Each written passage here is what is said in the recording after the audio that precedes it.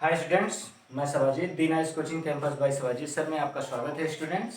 और सबसे पहले अगर आप नए स्टूडेंट हैं तो चैनल को सब्सक्राइब कर लीजिए, जिससे आने वाली वीडियोस का पता आपको चलता रहेगा स्टूडेंट्स। और आज आपको बताने जा रहे हैं हम एक समान विद्युतीय क्षेत्र में एक समान विद्युतीय क्षेत्र में विद्युत ध्रुव पर लगने वाला बल तथा बल आघूर्ण दोनों का मान स्टूडेंट्स हमें बताना है। तो इसके लिए सबसे पहले हम एक समान विद्युतीय क्षेत्र का कल्पना करते हैं। यहाँ पे देखिए, ये रेखाएं एक समान विद्युतीय क्षेत्र, यहाँ पे ई हो गया। अब इसके अंतर्गत हम बल युग्म आघूर्ण की कल्पना करते हैं स्टूडेंट्स। तो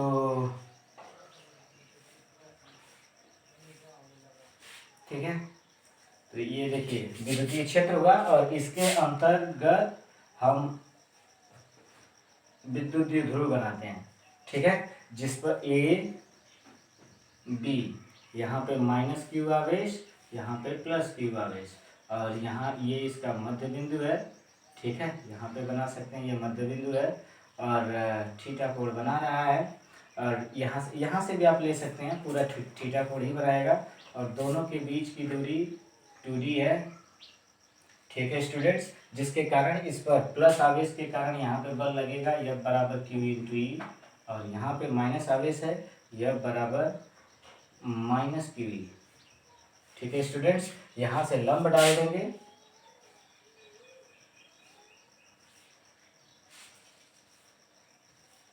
यहाँ से इसे मिला देंगे। ये हमारा, अगर इसे यन आप बनाते हैं तो यह हो जाएगा स्टूडेंट्स। अब यहाँ से कोण जो थीटा बना रहा है पूरा, यहाँ से भी लेंगे तो आप थीटा बनाएगा, और थीटा ये दूरी 2d है, कोण थीटा बना रहा है। ठीक है, या इस कोण को आप यहाँ से भी दिखा सकते हो स्टूडेंट्स। तो यहाँ से हो जाएगा, अब साइन थीटा लेते हैं। देखिए, क्योंकि इसमें ये लंब है और ये कण दोनों दिया है, तो साइन थीटा लेंगे। साइन थीटा बराबर होता है लंब बटा कर्ण। ठीक है स्टूडेंट्स, तो लंब का मान हमारा है bn और कर्ण का मान है 2d, यानी हमारा यहाँ से bn बराबर हो जाएगा, bn का पूरा मान, ठीक है, 2d साइन थीटा।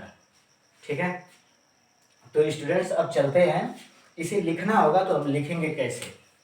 ठीक है, टॉपिक को एक बार फिर से ध्यान से दे लीजिए। एक समान विद्युतीय क्षेत्र में विद्युत द्विध्रुव पर बल, यानी हमें यह का मान निकालना है, तथा बल युग्म आघूर्ण यहाँ पे टाउ का मान निकालना है। ठीक है स्टूडेंट्स, दोनों मान ज्ञात करना है और फिगर को हमने बना दिया। तो लिखेंगे, माना एक समान विद्युतीय क्षेत्र ई में विद्युत ध्रुव आघूर्ण ए बी रखा गया है, जिसके एक सिरे पर माइनस क्यू आवेश तथा दूसरे सिरे पर प्लस क्यू आवेश है। दोनों के मध्य की दूरी 2d है। ठीक है, बिंदु बी से लंब डालने पर हमें लंबिक दूरी जो है, या लंबवत दूरी bn प्राप्त होती है। और फिर इसके पश्चात हम प्राप्त होती है, और इसके पश्चात दोनों विद्युत ध्रुव पे दोनों बल F का मान परिमाण में बराबर परंतु दिशा में विपरीत होने के कारण एक दूसरे को निरस्त कर देते हैं स्टूडेंट्स। परंतु ये बल जो F1 और F2 दोनों जगह पे ये लग रहे हैं, F1 और F2, यहाँ पे इसे F1 और इसे F1 F2 से दोनों को शो कर सकते हैं, ये असंगामी है। ठीक है, जिसके कारण ये बल युग्म आघूर्ण उत्पन्न करते हैं। और बल युग्म आघूर्ण उत्पन्न करने का मतलब कि यहाँ से ये विद्युत ध्रुव आघूर्ण को विद्युतीय क्षेत्र की दिशा में लाने का प्रयास करते हैं, ऐसे घुमा के ऐसे इस दिशा में लाने का प्रयास करते हैं, तब बल युग्म आघूर्ण उत्पन्न हो जाता है स्टूडेंट्स। तब बल युग्म प्रत्यानयन बल आघूर्ण, तो अब लिखेंगे यहाँ पे प्रत्यानयन बल आघूर्ण। और बल आघूर्ण बराबर आप जानते हैं बल गुणे विस्थापन होता है। तो यहाँ पे बल का मतलब दोनों बलों में से कोई एक बल, तो यहाँ पे लिखेंगे, यहाँ पे बल का परिमाण गुणे लंबवत दूरी। ठीक है स्टूडेंट्स, तब यहाँ पे बल आघूर्ण का मान टाउ से हम प्रदर्शित करते हैं, और बल का परिमाण में से आप इसे F1 या एफ टू, दोनों में से कोई एक कर सकते हैं, गुणते लंबवत दूरी हमारी है बी एन। ठीक है स्टूडेंट्स, तब इसमें से इसका मान टाउ इक्वल टू बल बल एफ बराबर देखिए क्यू ई, यहाँ पे लिखा गया है क्यू इंटू ई, और बी एन का मान है 2d साइन थीटा। स्टूडेंट्स इसे ऐसे भी लिख सकते हैं टाउ बराबर q into 2d e sine theta. Students q into 2d का मान p के मान के बराबर होता है, विद्युत द्विध्रुव आघूर्ण। तो यहाँ पे लिखेंगे चूंकि p बराबर q इंटू 2d, जब ये मान इसके बराबर हो जाएगा तो यहाँ पे p लिख सकते हैं tau equal to p into e sine theta. यही रहा बलयुग्म आघूर्ण स्टूडेंट्स, और पूरे बल का मान हमने बताया था कि परिणामी बल का मान 0 हो जाएगा क्योंकि दिशा विपरीत है। यहाँ पे हम प्रूव्ड कर देंगे स्टूडेंट्स। ठीक है, और स्टूडेंट्स इसे क्या करें कि आप शॉर्ट स्क्रीन मार लें अथवा नोट कर लें। ये आपकी अंतिम हेडिंग रही इस लेसन की, और ये लेसन डेरिवेशन के हिसाब से स्टूडेंट समाप्त होता है। हाँ, इस पे अलग अलग मानों पे हम टाउ का मान निकाल सकते हैं स्टूडेंट्स, आपने शॉर्ट स्क्रीन मार लिया होगा। अब इसके बाद देखिए स्टूडेंट्स हम आगे बढ़ते हैं, तो विशेष स्थितियां बताई जाती हैं कि ये विशेष स्थितियां क्या हैं। तो विशेष स्थितियों में वही कोण का मान बदला जाएगा स्टूडेंट्स, उसी में लिखा जाता है विशेष स्थितियों में विशेष स्थितियां। ठीक है, विशेष स्थितियां में पॉइंट नंबर 1, यदि थीटा बराबर 0 अंश, अर्थात कहने का मतलब ये है कि ये बलयुग्म आघूर्ण घूम करके इसकी दिशा में आया है। कहने का मतलब अर्थात 0 अंश, यानी यहाँ पे ये माइनस क्यू आवेश, यहाँ पे प्लस क्यू आवेश है, और विद्युतीय क्षेत्र की दिशा भी उसी में है।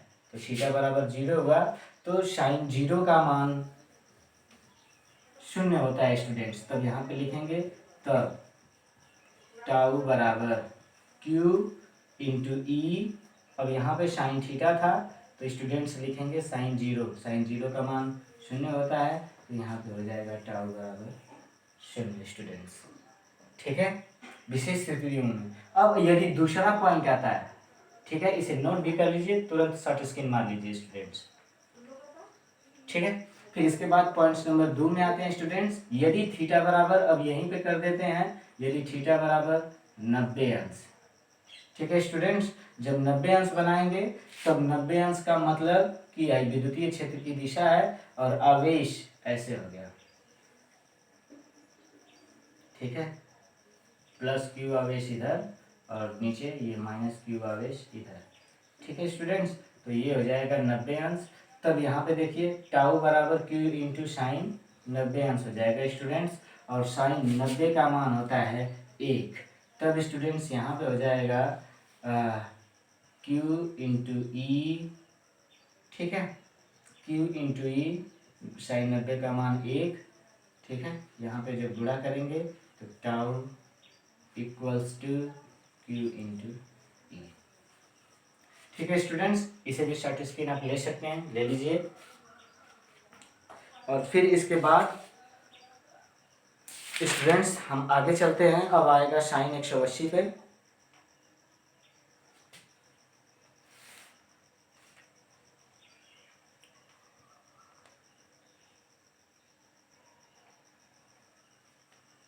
शॉर्ट स्क्रीन हो गया स्टूडेंट्स। तब देखिए आगे, अब आएंगे यहाँ पे, यदि थीटा बराबर 180 अंश, यानी 180 अंश होने का मतलब कि ये विद्युत क्षेत्र की दिशा है, और यहाँ पे जो माइनस आवेश होता था बिंदु ए पे, यहाँ पे प्लस आवेश हो जाएगा। देखिए ए की जगह प्लस आवेश कर देंगे और यहाँ पे माइनस क्यू आवेश कर देंगे, दिशा बदल गई स्टूडेंट्स।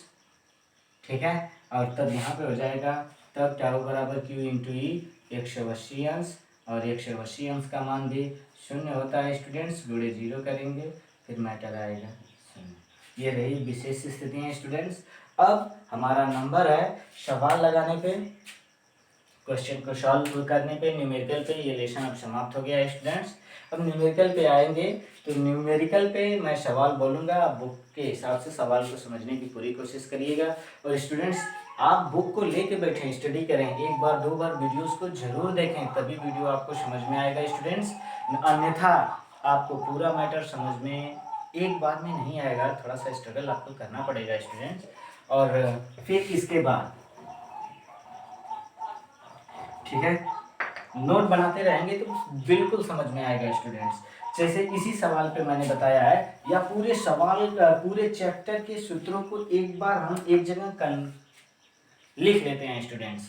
और हमने शुरू से ही आपको बताया है कि ये सूत्र, पहला सूत्र का प्रयोग हम लोगों ने इसमें किया है, सूत्र का कलेक्शन एक जगह पे करते हैं। पहला सूत्र बताया था आपको Q बराबर NE, स्टूडेंट्स इसे बताया था। दूसरा सूत्र में Q बराबर IT, इस सूत्र को बताया था स्टूडेंट्स। और तीसरा विद्युत बल का मान हम लोगों ने ज्ञात किया था।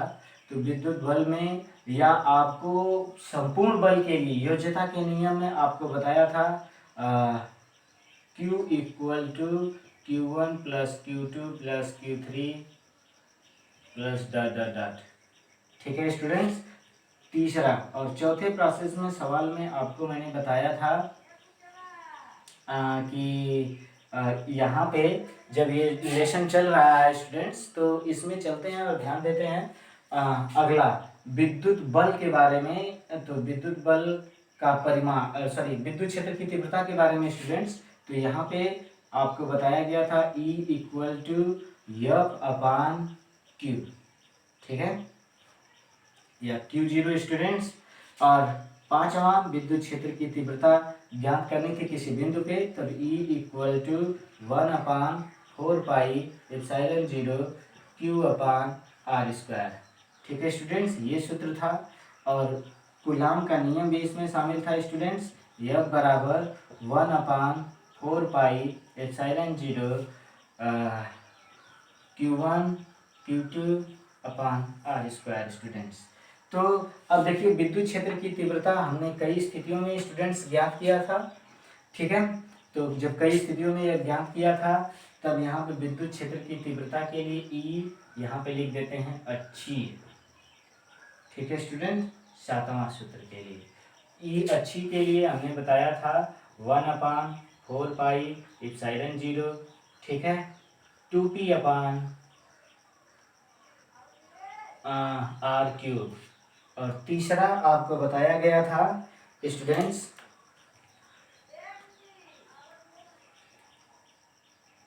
आठवां E निरक्षीय,